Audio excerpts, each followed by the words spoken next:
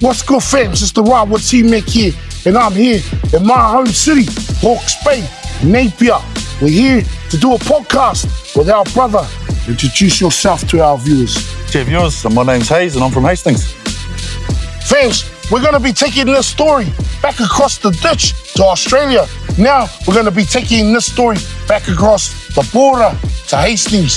This is our brother's podcast, and this is his story on the Ride with Tmac, and that's what's up.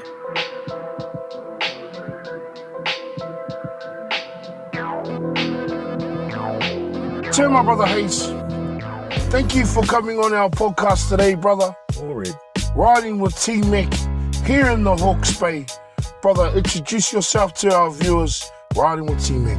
Gee, I'm Hayes from Hastings, born and bred. Yeah, no, it's been basically me. I'm born and bred over that side of the border.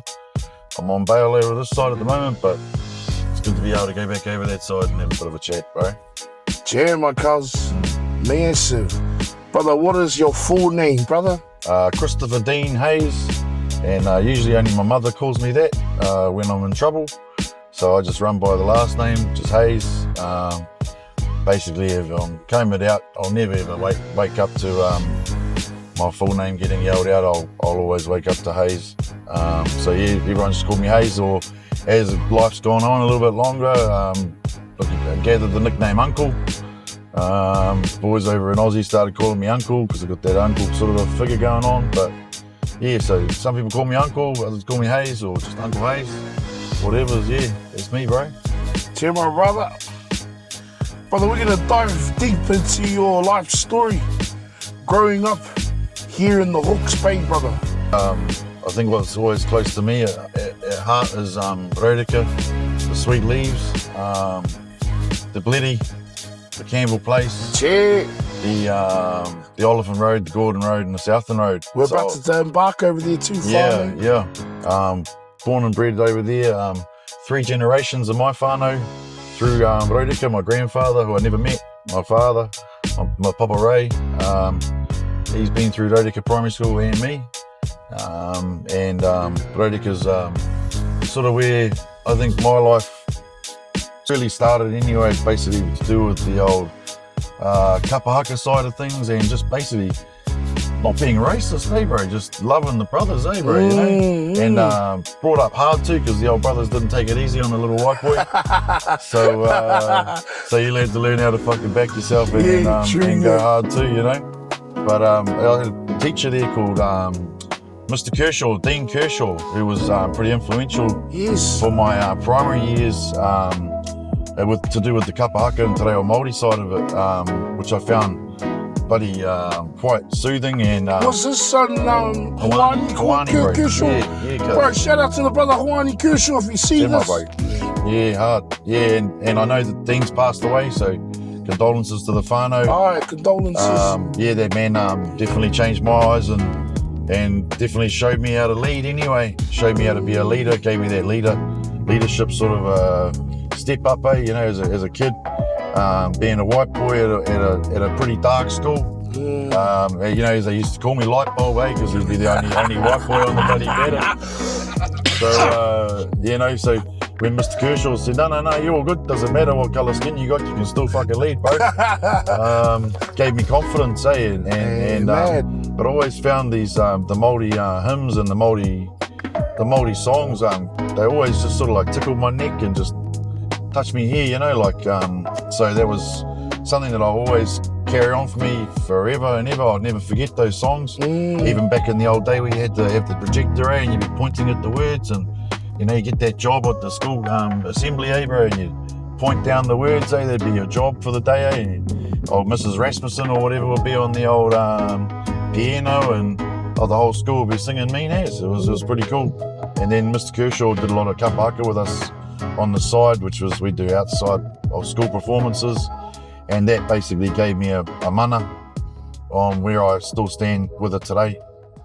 Yeah, and Raureka Primary School growing up was pretty cool, man. Like, fuck, rugby was pretty big there. Like, always on the field playing rugby at lunchtime, or bull rush, or, you know, or we're just active, bro. Active as never owned a Sega Master System or PlayStation. I mean, I'm almost 40 hard, now. brother, hard. I've never had one. I've never owned one. I think when if I did a lot of chores or whatever on the orchard for the old man over the Christmas or holiday breaks or whatever, they might hire me out one on the weekend, you know, for a United Video. Because I think they had them then. It was called a Sega Master System with Alex the Kid. Yeah, hard. That was about as good as I ever got, bro, when it comes to technology side of things.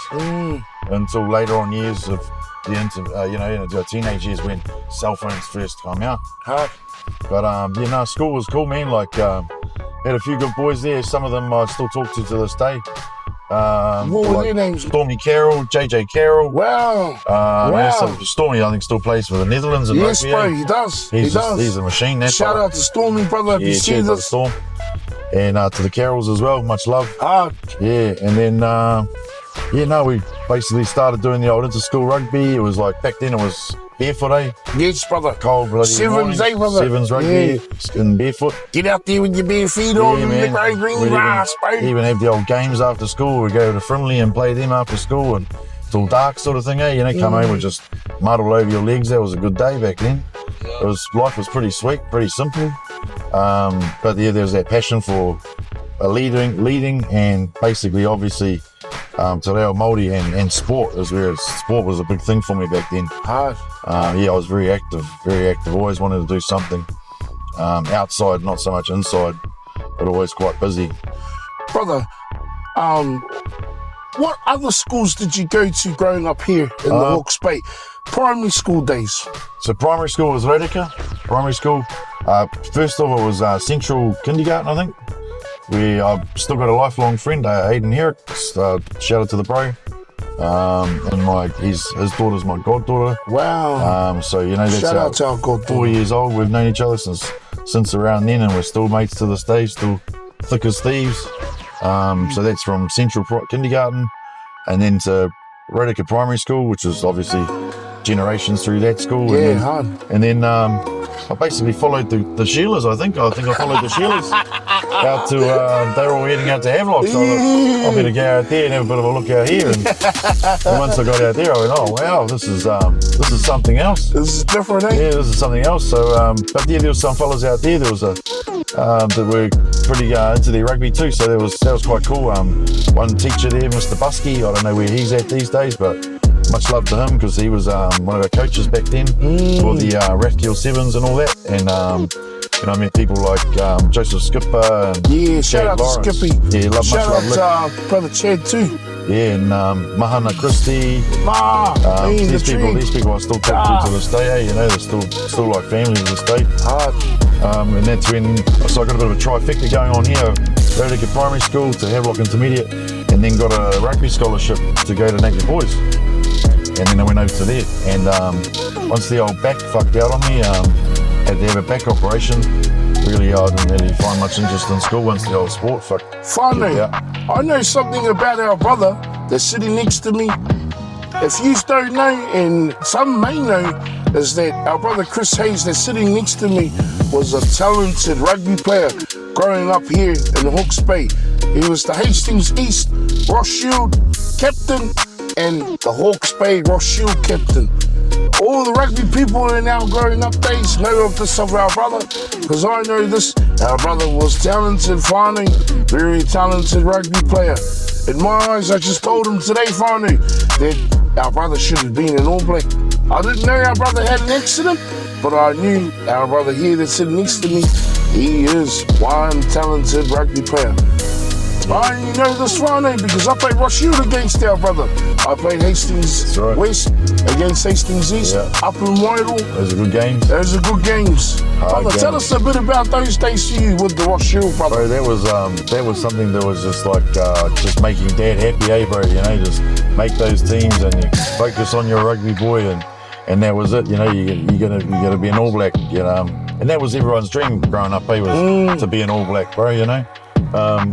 But I think I was actually vice captain for the old Hawke's Bay. Yep. There's a fellow named Josh Fuller. Yep. He was open side flank and I was playing number 8. We did a South Island tour down there, which was obviously when you play the Ross Shield tournament. Yeah. 2 games the first day and then 1 game every other day. Remember that Kevin fella, the old mark-up boys, mark-up, Yeah, mark-up. mate. Yeah, well, apparently he's staying with his old lady now in Napier now. He's still around. Still around, bro, still kicking. My father was real supportive, and my mother were always supportive of my sports, which is hard for some parents, I know, especially with today, day and age, or even back then even.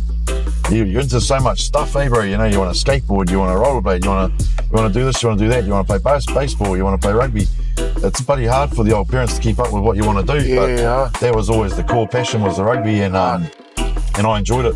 It was a release. Who was your coaches back in the day in your Ross Shield days? So that was Cyril Buskey, and Carl Lowe's old man, Derek Lowe. Wow. Derek Lowe. So Shout out to Uncle Derek Lowe. Yeah. No, they were massive, man. Like, they helped the boys lose weight for the tournament.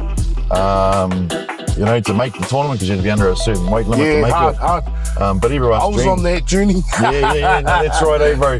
Well, I didn't think I had to be. And then the day we weighed in, I was only half a kilo under. Yeah. So I was bloody lucky I made bloody weight. But I didn't even think I had to lose weight for it. But turns out I was the heaviest there that day. The boys were all straight off to the old fucking fish and chip shop for a feed afterwards, and probably got sick because they've been on that weight thing for ages, you know. You fellas had a physio too in your fellas team. Mark Nickel was our shout physio. out to Mark. Yeah, Mark was Mark was the man too. He was one of my coaches for my Havelock 12th grade year as well, when I played for Havelock. I used to play for Hastings High School old boys, and then when they amalgamated with Celtic, my old man didn't really, he called them Dolans. So, I don't know, you can't go play for them. No, fucking Dolans. So, it's now Hastings Rugby Sport. So, I ended up going out to Havelock and playing for Havelock for the last couple of years of 11th, 12th grade, we had a mean side anyway. We pretty much undefeated. There was only one team that we drew with, which was Aotearoa, and that was only the ref winning that one for them. I remember coming up with Flex Me, brother, and we played you fellas, and we lost that day. And one of our whānau members in our team was going to have a punch-up, bro, that day, brother. You remember that? I remember Uncle Ed Hema, he walked over and said something to a mate, and whatever he said to that man, he never said another word all day. Yeah, brother. Too much, Uncle Ed. Fuck. Hey, love and respect to our Uncle Ed. Rest in peace, Uncle. Rest in peace. Yeah, no, I don't know what he whispered in that fella's ear, but he didn't say a fucking boo after that, Because the old bro was a solid little nugget too, Uncle Ed. Fuck, he was a hard man. Brother, who else did you grow up in those days with out at Havelock Intermediate, brother? Dale Tungaho, bro, and Skip, bro, they were like my brothers, still are my brothers from another mother's. Shout out to those brothers. Yeah. The Tmac Nucks, who they are. Yeah, no, me and Skip were like fucking thick as thieves, and we still chat. She'll still catch up every now and then for a chit chat over the messenger. Brother's doing real well over in Perth. He's got a whānau now, beautiful kids, beautifully brought up too, and he's done a full 180 on how he was brought up. He's done it differently, and he's done it right, some things that happened in his childhood probably didn't happen in my childhood. I had a pretty fucking decent childhood growing up. Mum never got bashed by dad. My old man was a man. He never touched a woman. He was a working man, he was always at the pub, but he always makes time for the sport, man. He always makes time for the sport. Brother, who else was there that you grew up in Havelock with? I know some of your brothers' names that you grew up with, brother. Yeah. Some of my close cousins too. Yeah. Shout out to our cousin Vincent Harpaku, V-Block. Cousin Troy Harpaku. Yeah. Trezam, Troy and Vincent. And who else was it? Kahu Unihi Hale. Yeah, brother. Mahana Christie. Oh, bro, the list goes on, bro. They're all just, I'd have to just think about it now, because they were the main ones anyway. And there was one fella, Edwin Hamlin. Hamlin. I remember tackling him on the rugby paddock one day, and he didn't like it because he's a big boy, and I just got him around the legs, and he went down, and then he started running on an angle towards me, and then next minute, I'm fucking getting chased by this fella around intermediate. I was like, fuck, I'm out of here. This fella wants to kill me. I thought we were just playing rugby, but it got a bit personal for the old bro, and fuck, I ended up running around the whole school, and Mr. Baker spotted me running around. He's like, what are you running around for? I was like, fuck, I'm just getting chased by Edwin. He's like, hey. He's fucking trying to take my head off. He doesn't like getting tackled too. And he's like, oh, bloody hell, that's no good. So, we ended up playing with him in a team. We ended up going to Rathkill Sevens down in Masterton, which was quite a flash school. We got down there, we're like, fuck, these fellas are rich as. Wow. And we played the Rathgill Sevens tournament, and we ended up playing our A grade and our B grade in the final. Wow. So I was in the B grade side. We ended up playing our A grade side in the final. Wow. And of course we lost our A grade side because they were just that much better. But we gave them a good run. It was like something like, I think it was quite drawn at half time, but they ended up caning us second half. So, but it was pretty small feat for us as kids, you know, play your own A grade side in the final and go away from school and out of the bay and take home a tournament trophy from somewhere out of town. It was quite big for us young fellas. Yeah, hard. Brother, leading out of Havelock North Intermediate, what high school did you go to, brother? I went to Napier Men's as they call it, Napier Boys, MBHS. I got a rugby scholarship over there to play rugby through basically making the tournament teams in Ross Shield and Hawke's Bay. They could see, you know, they wanted to get me over there for rugby basically, and brother, pushed into the grades through that way, and wasn't long I made the under 15s team, and then it wasn't too long before I got injured. So it was either have a quality of life. Basically, the doctor, you spend about 14 months getting stuffed around, and then the doctor says to you, "Hey mate, like we've finally got a good MRI, and it's a jigsaw puzzle.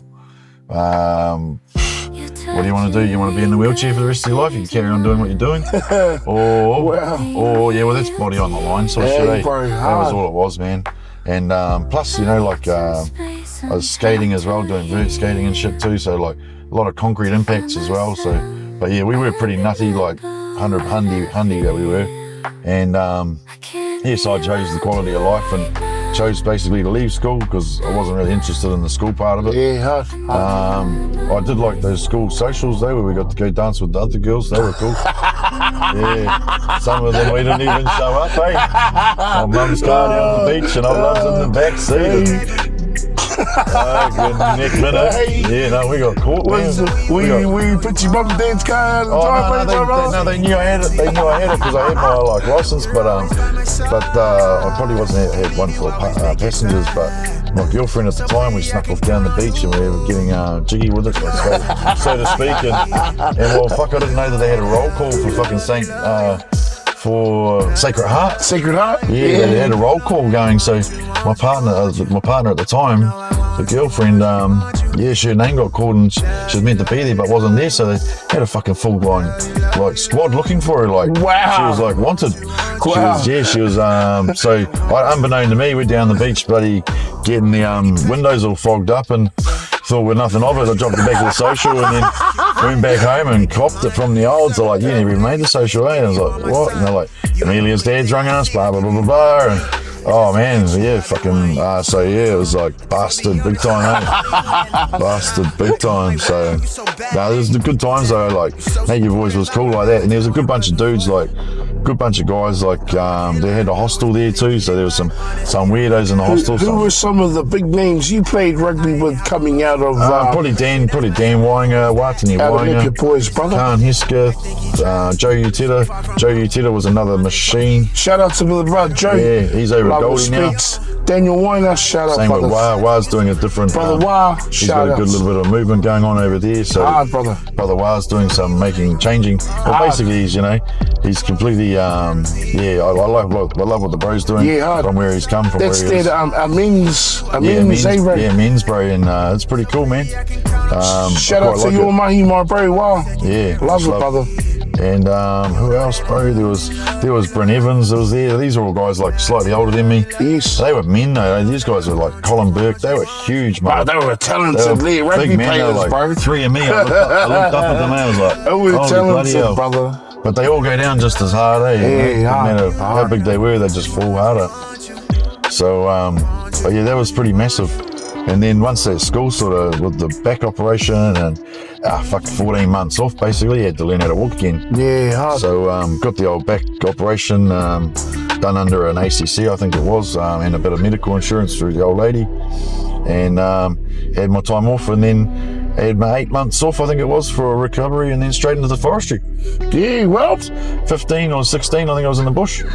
Yeah, through about 3 years till I ended up shooting over to Aussie. Yeah, that was pretty mean though. I enjoyed that, mate. It was hard.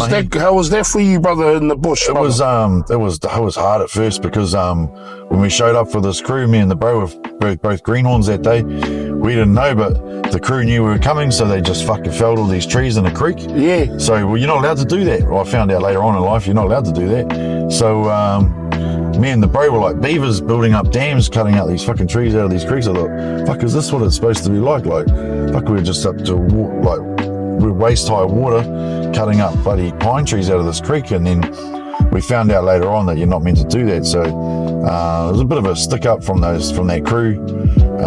Probably, new fellas coming in, we'll get them this way, Probably not the coolest fucking thing. They could have hurt someone, or we could have got seriously injured doing that sort of shit. The chainsaws were basically in the water fucking most of the day.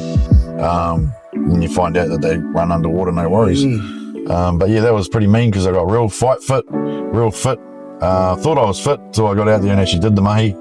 And then once you got to learn the saw and get the saw sharp and do the mahi, the bush would work for you. You would work for the bush, Wow. You could find little shortcuts to go to the next tree, and we were doing what they call thinning the waste. So it was like 33 cents a tree, and I think we were getting like $3.50 a day in the hand. Wow. So we were cutting down a few 33-cent trees to get that. If we got paid by those bosses, because some of them were a bit dodgy. Yeah, some of them were a bit dodgy. Look, I'm a rock star in real life. We was doing Grand Theft Autos, hitting licks, home invasions. It was a good night. Take the goods to the plug, then he bring us back about 2K. Feeling like a baller, see the Jordan on my shoelace. Nuketown, stepping off buses, hopping on fences. Call of Duty, me and my niggas, we in the trenches. Camping at the crib, playing True Crime LA. Santa Dre's nice, bumping Ice Cubes, good days. Such a 90s baby though. If we grind it, then we grind it. Man, I feel like Tony Hawk. And my homies got the iron, man, they feel like Tony Stark. And you better watch your head, cause it get wicked up the top. Feeling like Kobe back in his prime. If we talking about the numbers, then I probably go LeBron. I'm a lion out the jungle at the top. I'm like, Brother Hayes, we're here in your hometown, Raureka. Your home birth of where you grew up. Brother, I want to talk to you on a topic that we haven't covered yet. This topic is about you leaving Aotearoa and travelling over to Australia, brother. Yep. Please elaborate on that story. I was only young then. I was only like 17, 18, and it was the first time I've ever talked to the pigs and last time I ever talked to the pigs. I just thought I was doing the right thing by telling them what happened at the start of the night, reason why we're here and reason why these people showed up. But that was when the judge basically gave me an option to go to Australia, because I said to my lawyer, I said, well, we're looking at maybe moving overseas, and so my lawyer put it to the judge, well, hey, you'd like to go to Australia? The judge basically said, fuck, want your ticket by Friday then. So it cost an arm and a leg to fucking get me over there straight away. Tickets to Auckland was expensive. Yeah, carry-on luggage, everything was expensive. So, we were down on money before we even got to Australia. My partner at the time, and I was with her for about 6 years over there, and then, but that's how I ended up going over there. And then when I got over there, fuck, I didn't like it.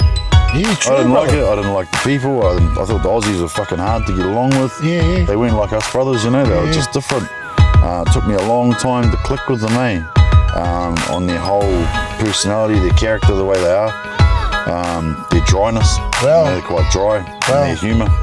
And it took me a while to get along with them. And then once I did find a good set of Aussie mates like Christian Flood and Troy Reid, Dave Wilson, and a couple of good Kiwi guys I met over there as well. The crew like Tina and Beth Hickey and Penny and Indian and Mihaka.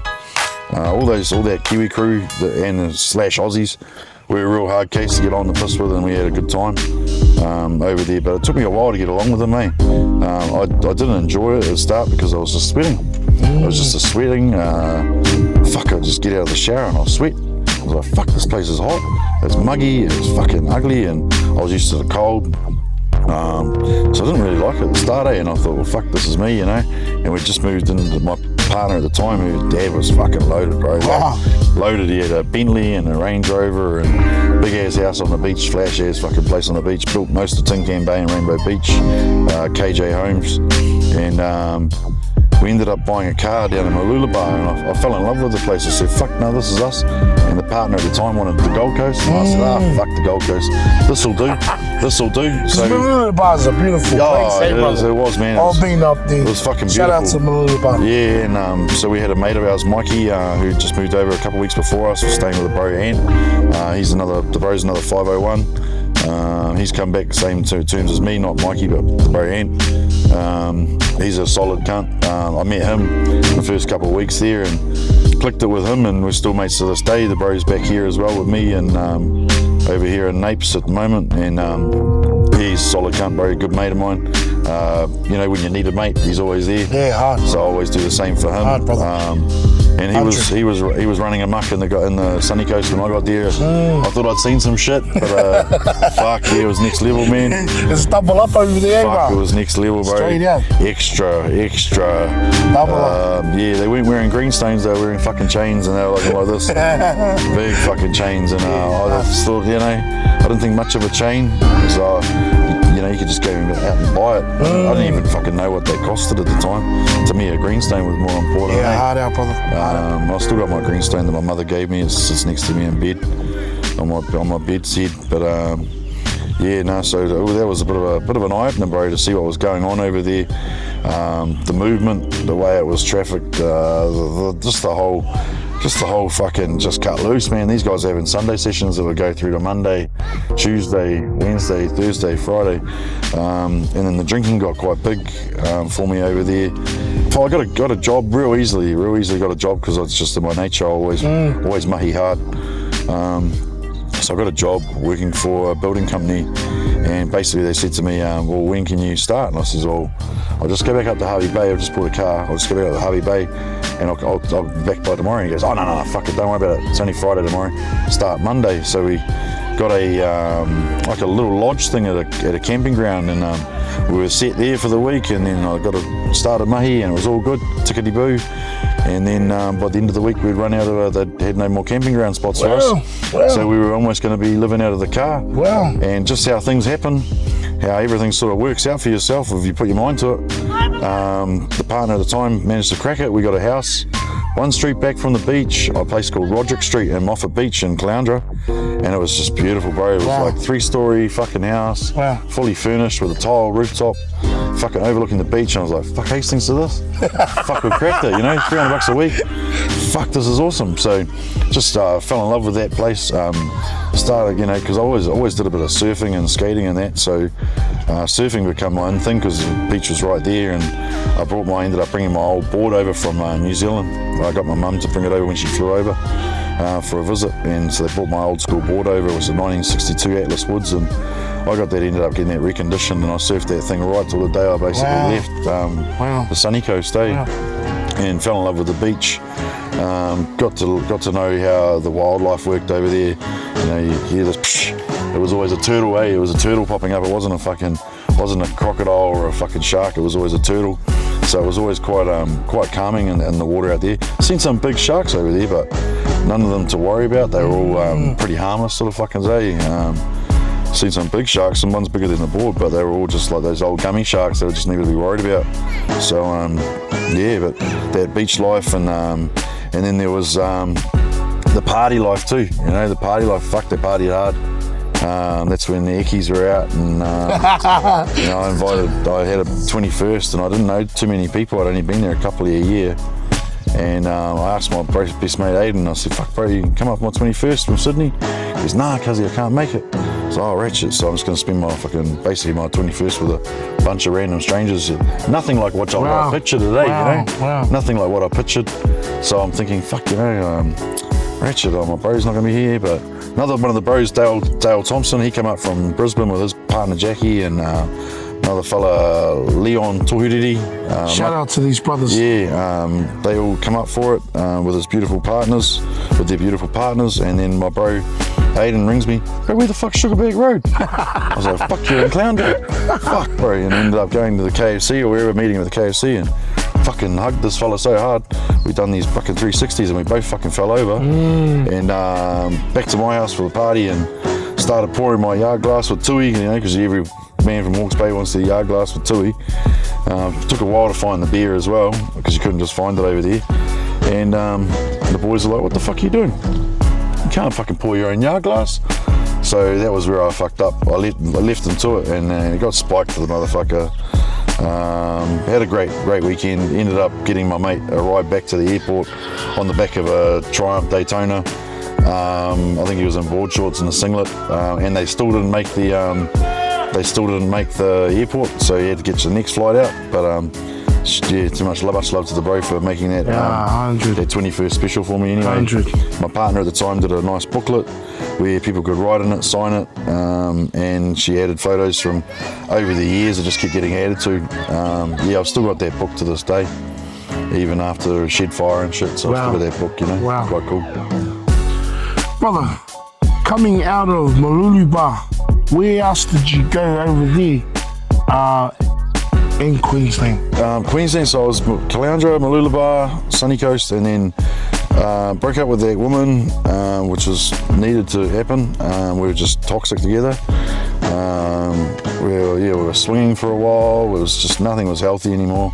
Drugs become a big thing. I basically gave her a habit, really. She'd just become addicted to pot. And yeah, sometimes women just aren't really good on the old herb. So I don't suppose no one is, but yeah, she wasn't really good on it anyway. So she was real paranoid about me going out for a surf. If I was going out for a surf, who the fuck was I sleeping with? Yeah, so I got out of that, and then ended up hooking up with a chick I used to go to school with called Melissa Harry, and that was cool. But we probably just met each other at the wrong time of life, you know. We were both pissheads. We both liked to get into a bit of mischief, and we struck it off real quick. And I was with her for a couple of years, and then she lost her job where she was working in Caboolture somewhere.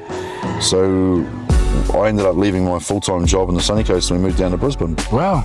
So we moved down to a place called Camp Hill. Yep. In Brisbane. And overlooking the Gabba. Yeah, it was a beautiful spot. $400 I think I was paying a week there, $420 I think. Not furnished, but I had a nice little backyard, and it was mint. It was central for me. I didn't know Brisbane at all, so I got a job concrete cutting down there. So that was cool, man. And and then basically, fuck, that one ended, and the next one went on, and then next, you know, I'm fucking slinging drugs, and I'm injured at work, and one thing led to the next, and yeah, I got quite busy, so to speak. I always had that old school code, like, you know, but with that shit, you didn't have no fucking code. Half of them didn't have a code, so. But I still had a lot of fun with it. Like, I still was skeptical on some people, but I made a lot of money on it, and a lot of money real quick. Didn't make a lot of friends through it because there wasn't a lot of friends in that game. But managed to move my way around some tables, and then met the right people, and then ended up just turned in from like a couple of grams to a couple of 8 balls to a couple of fucking ounces and a couple of keys real fast. Wow. Real fast. The next, you know, you're moving fucking probably $1 million worth of product a week, and you got no return. Wow. And work's not even a problem because you're injured. You've done a shoulder injury, so you're awaiting an operation on your shoulder. So you just got heaps of time to fuck up, really. It just got really busy, and then there was always my tapu, which was always firearms. I always had a thing for firearms. So once I started getting a hold of that stuff, and figuring out how much money was in it, real easy money too. Wow. And you know, as long as I could get my hand on one, I could sell it that same day. Wow. And double the money. So double your money was just primo.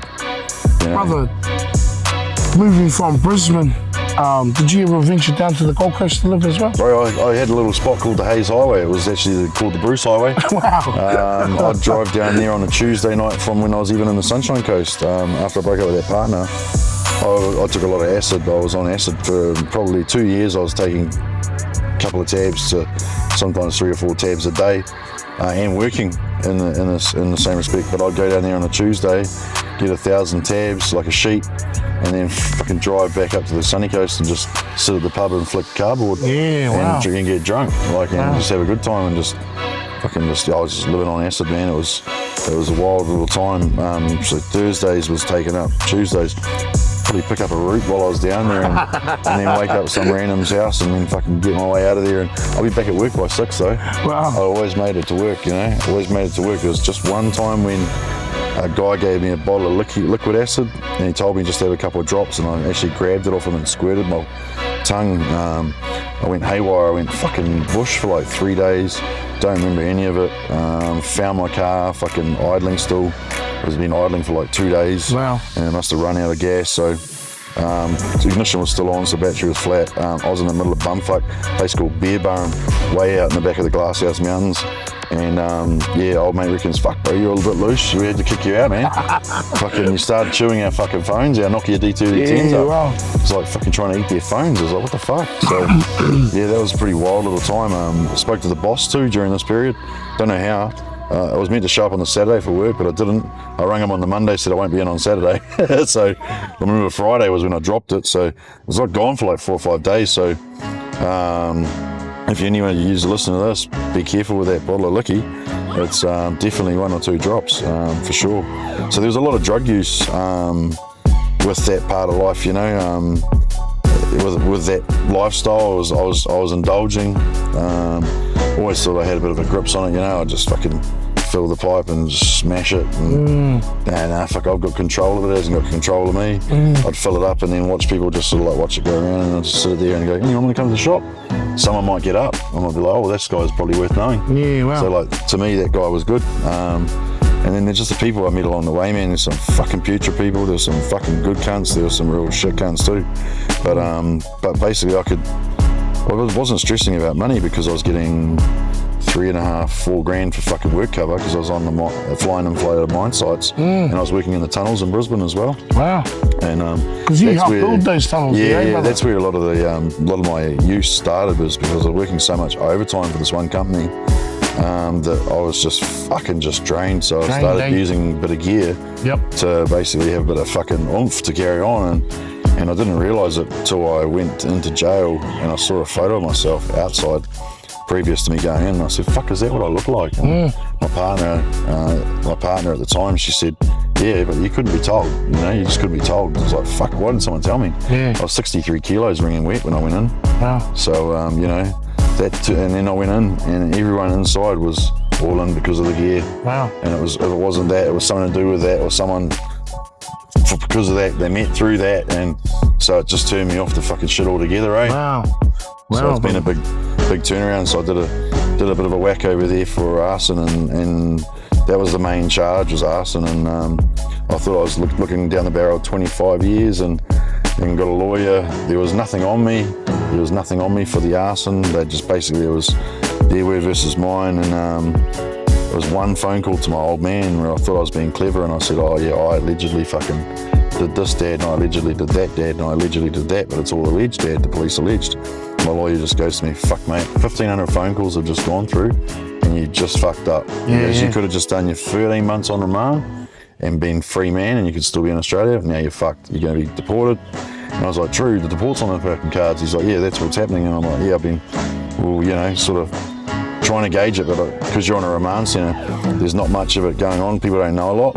So when you get sentenced, then you leave that jail, go to another one like BCC, and then I eventually ended up down at Woodford Correctional Centre, which is basically out the back of Caboolture. So that was when I started to figure out fucking what's going on with the deport thing. Well, then the what was it? Not customs, or I think it's customs. They come and see you, and they basically give you your fucking 501 fucking pamphlet, and here's yours. You're going to be deported. And did you want to go to Christmas Island? And I was like, nah, fuck that. I don't want to be a number. Wow. I heard through the grapevine that they just like, some of them have been there for 4 years and they don't know what the fuck they're doing. Wow. No one's got an answer. So it becomes fucking hard, and like everyone's mentally, like you're back on remand again. You don't know. It's a 50-50. You're going to stay, you're going to go. But I didn't know I had a son then, so I didn't know I had any ties to Australia. Just the partner at the time had done the whack with me. She was solid as fuck, man. Like she was loyal to the bone, and I'd done her heaps of wrong too, you know, fucking heaps of regrets. So she was solid, but I just wanted to get the fuck over here and fresh air and worry about my case, like fighting it. But I knew I wouldn't get back there anyway because it's character grounds. Yeah, huh? And basically, yeah, what I'd done was pretty shit. So, I mean, we all make mistakes, eh, bro? But if it was over here, they'd give you a smack on the hand and get you help for it. Over in Australia, now that fucking Dutton, Yeah, Peter Dutton, he's a fucking putrid cunt. Yeah, wow. So, yeah, he's I think he's a Kiwi anyway, and he's the one kicking us all home. So I think he'd be the next Prime Minister of Australia soon. So hopefully not. But yeah, there's a lot of sad cases that I've heard about since being back, and oh, it's fucked, man. Like, you get prison to plane, they come and pick you up at 3 a.m. You put on clothes that you can't fit anymore, which is your court clothes that you had on like 3 years ago or whatever, and you don't fit any of that anymore because you've just been doing jail. So you're pumped, you know. You're eating 3 feeds a day. You're bigger than where you were. So so for me it was 2 Serco guys come pick you up from the jail, take you to Brisbane Airport. I've never been through Brisbane Airport like this before. I'll never go through it like that again. You go in underneath, you come up in the middle, and you walk past everyone that's lining up, and you feel real fucking gangster. You're like, gee, you got a little bit of you got your cuffs on and you got your shirt over them, so you're like, oh, yeah, sweet. I'm gonna see the cuffs, it's all good. And then he's like, do you smoke, mate? And I'm like, yeah. He's like, oh, we shouldn't be doing this, but I've got a cigarette here, you want one? I was like, fucking mean, bro, yeah, cool. So I went out a cigarette, tasted like shit, but it was all good. And then we walked past everyone. We're first on the plane and we're the last to leave. And there was a young girl who had a seat in front of me, and they were treating me like I was a fucking pedo because straight up. Yeah, because they're like, oh no, we can't have this girl anywhere near him. Like he's just, you know, and I was like, mate, I didn't do my fucking time in the boneyard. I didn't fucking touch kids, man. Like, nah, she's all right there. Don't worry, sweetheart. You're all good. Like, you know, fucking sweet, you know. And basically, I arced up a bit, you know. I went right on with it a bit, and they sort of like calmed down and left her there, you know, which was cool because after doing all that time in mainstream, to get treated like a piece of shit was hard for me. But these 2 Serco dudes were all good. So they were just doing their job. They get more money for the flight time. Yeah, wow. And they basically just take you over here, hand you to the pigs, and then the pigs process you over here. And then fingerprints, DNA, which I denied the DNA. It took me a while to fucking, like, I argued the toss with them. I said, I'm not doing a DNA thing. Wow. He said, oh, you have to or else I'm going to fine you. I said, well, fine me, I don't care. You're not having my DNA. If you want it, go ring Aussie, they've got it. So, and then on the plane we went and come home, and then first thing it was fucking normal knife and fork, steak, chips, and a bourbon. Wow. That was the first thing I had when I got out. Oh, yeah, it was beautiful. My mum picked me up from the cop shop, and beautiful mother who's always been just an angel in my eyes. She picked me up from there, and we went out and had a nice meal, and then I drove home, and it was cool to just drive a car again, because I'd been in a car for like that long. So it was cool just to catch up with mum, and then come home to a single bed in an office. And I got seasick. I fucking couldn't sleep on that bed for the first week. I think I slept on the floor because I was too used to a solid bed. Institutionalized, you just can't sleep on a normal bed. It's just like it's like you get seasick. I was out of it. Wow. So I didn't realise that, you know, jail had taken that effect on me, that I was even used to a hard bed. Brother, can I ask you a question? What was jail like for you over there? I loved it. Like, once you learn how it works, like, e.g., don't talk to the screws, don't fucking go and shake no hands with them. Just, do your time. You can't whistle. And just basically once I got my head in around it, and once I could sleep at night, like, because for a while there it was just a sleep pattern. You couldn't get to sleep because you were like just overthinking everything all the time because you were on remand, so you didn't know what was going on, and plus everything that's just going on outside, you're wondering how your partner is, what's going on there. And but I actually loved it, man. Once I got that routine going, and I found the training in there was key. And then I found a good group of guys to do the training with. As I moved through units, they move you around quite a bit.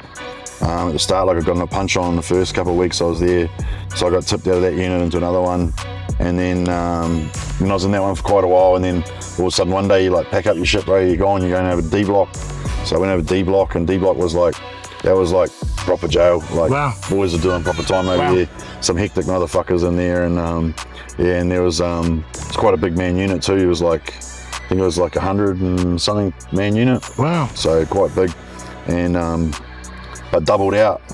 So I was doubled out the whole time. So I always had a Sally the whole time I was there until I got to Woodford.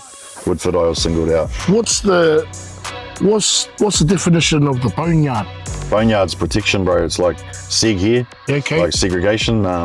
They basically sign over. So like when you come in through the gates, because you spend 7 days in the watch house, they spend 7 days there. And what does the watch house do? Watch house do is like, so I was on sort of bail for weapons charges and shit like that, and I usually would just fuck up and just get bail again.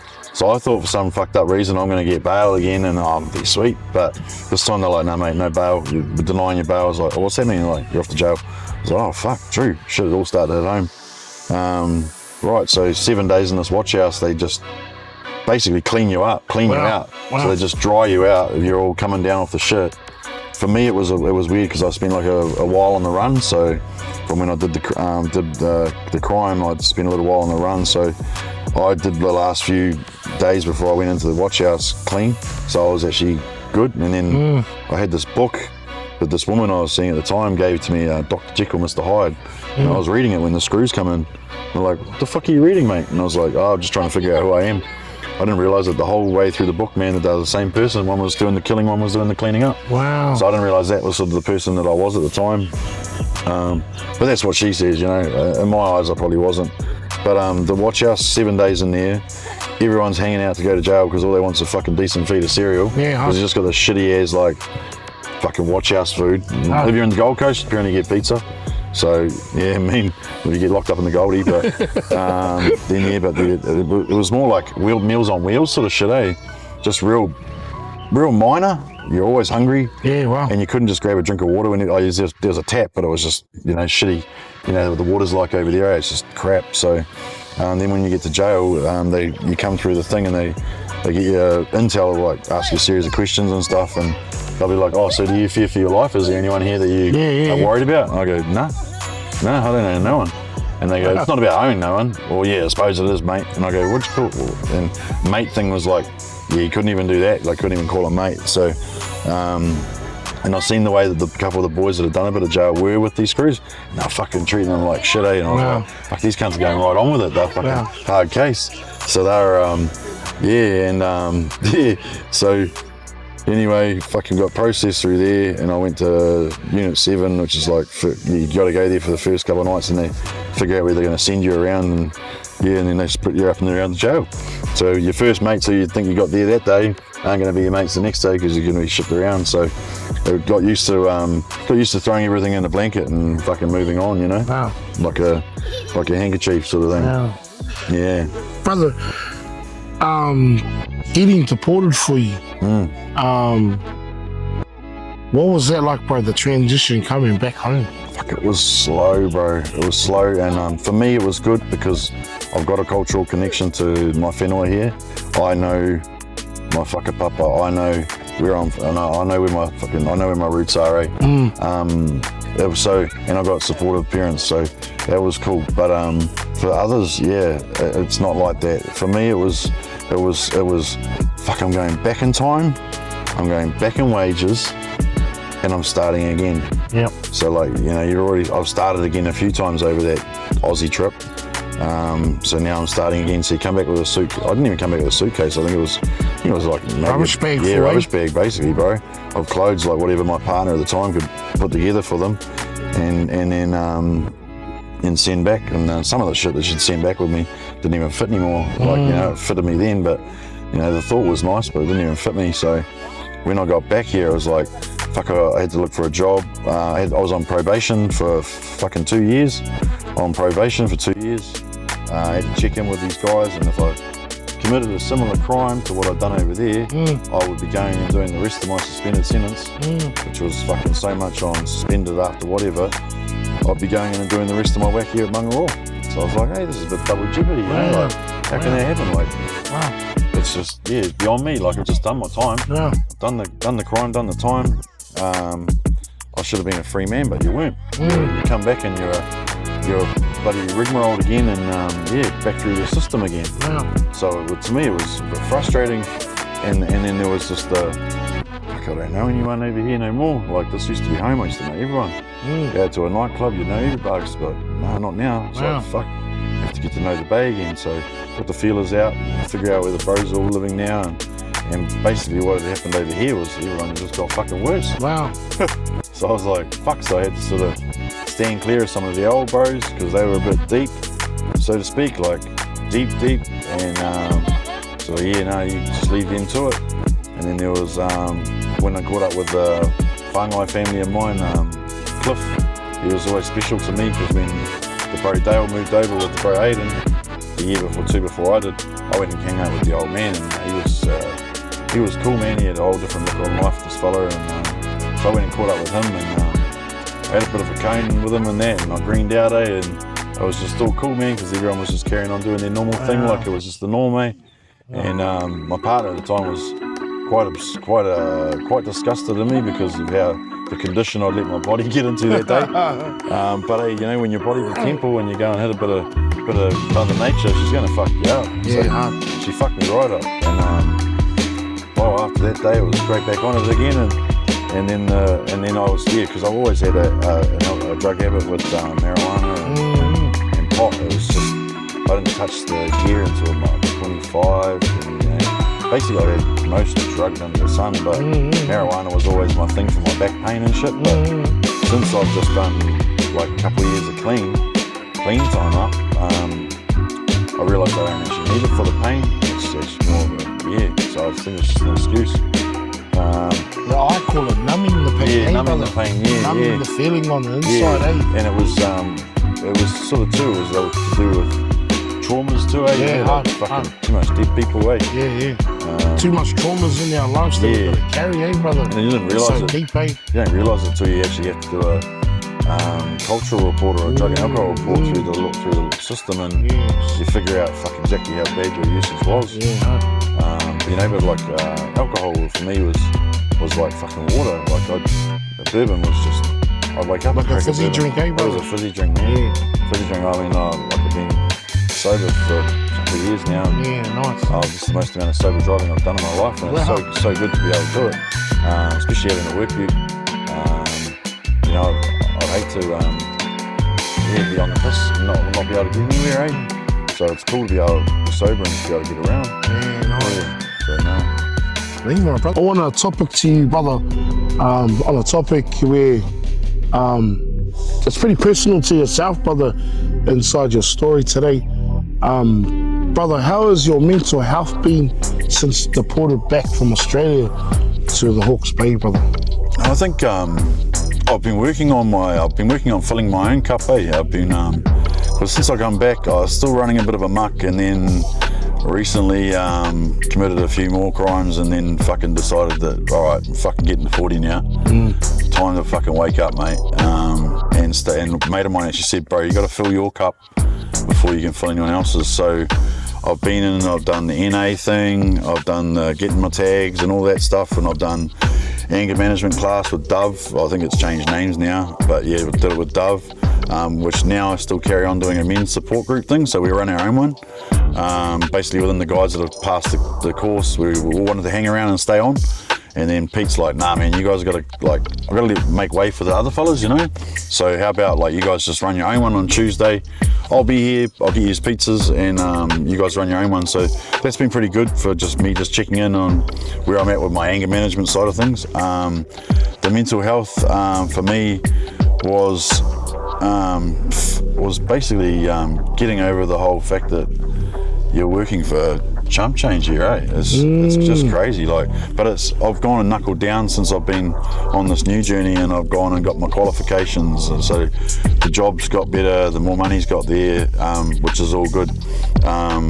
So yeah, and plus having my cootie, my dog, that's a good thing, so I can get out there and get active with him as well each day. So I'll try to get active with him each day. So my mental health's pretty good, but at the start was just, it was more focused. The mental health was more of a focused thing, and just ignoring the fact that, okay, well, right, I just got to bite the bullet, man. I'm fucking here.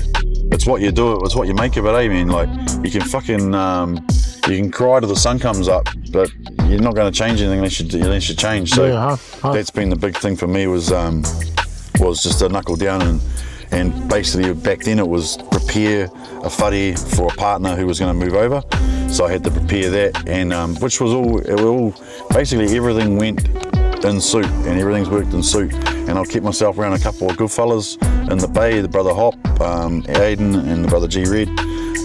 They've all been, and Marty, they've all been close to me, so it's kept my mental health good, having that good group around me of good headstrong fellas as well. So it's been okay. But for others that are coming over here, like, because I'm also, since doing the last little leg, I got out, I'm being what they call a volunteer facilitator. Yes. For PARS, which is Prisoners Aid and Release Services. Touch on with you. Yeah, so I've been dealing with a lot with the boys coming home, and especially my best mate, and having to deal with his kids, with dad inside. You know, it was different for me. I didn't even know I had a son. My son was born while I was in jail over there. I didn't even know till about 3 years after being back in New Zealand, I've got a son. Holy shit. So I'm trying to be a dad, but I'm also more of an uncle than I am a dad at the moment, because I've been helping the bro with his kids. Basically, mum's kicking them out while he's inside, and they fucking got no money. They're at fucking, so I've just been trying to help keep that network there and that gelling with the bro and his kids. My goddaughter Aotearoa, she's found God now, so she's at church, which I find us awesome. So that's pretty cool that she's doing that bit of a buzz, that keeps her busy on Sundays, and she's trying to get me and the old man to go to church, but I don't think it's going to work. It's just not the way I was brought up. But God bless her though. I'm fully happy to be a godfather to her. She's on a good journey, and I'm real proud, because when the bro went inside, his ex was doing things like kicking these kids out. Like, these kids are only fucking 14, 13, 15, 16. You know, they shouldn't be on the streets of Sydney. Yeah. And my bro's fucking helpless. He's inside. He's got fucking nothing to his name. He can't even make a call. It's just, so I've been trying to just gel that one and help them. So it's been a hard one seeing it from that angle. So for me, it's been my other bro's mental health has been the one that I've been trying to keep an eye on. And his deportation just recently, after me being through it, I didn't have to deal with that other stuff. There was just none of that for me. It was just, fuck, prison to plane. I'm on my own. Fucking sweet. Yeah. Him, it's been different. He's got whānau, he's got kids. You know, he's never been away from his kids. And you know, all he did was throw a rock at a fucking car, man. Wow. You know, and he got deported. Fucking anyone else would just say, hey mate, what are you doing? Don't do that again.